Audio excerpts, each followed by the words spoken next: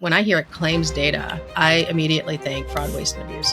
The algorithms are out there that they can catch outliers. They've been doing this for a while, but now they are really good. And they are able to take a look at hundreds, thousands of claims and see patterns across geographical areas, tied to a provider number, tied to tax ID number. I mean, it's just scary how good the analytics are. So Codivity is another company that they really have a good product out there. I'm actually looking forward to my next meeting with them because they have all sorts of data on the clients who are finding fraud and abuse in the claims, fraudulent intention, right? And abuse, like abusive codes, unbundling, things like that.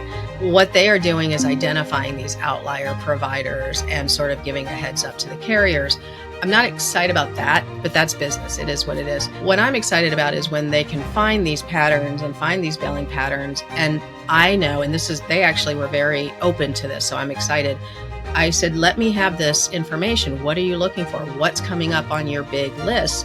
And let me take this back to audiences and to the billing companies and let them know, hey, this is the reason why they're asking for more information. This is the reason why your provider is submitting additional documentation because they are an outlier. Perhaps it is a billing pattern that a new doctor just doesn't realize. Maybe a manager told them to bill a certain way and unknowingly that's landing them in hot water. So I just think, as always, there's a ton of education when it comes to coding best practices, and letting people know what are the big fraud triggers is nothing but helpful to both sides.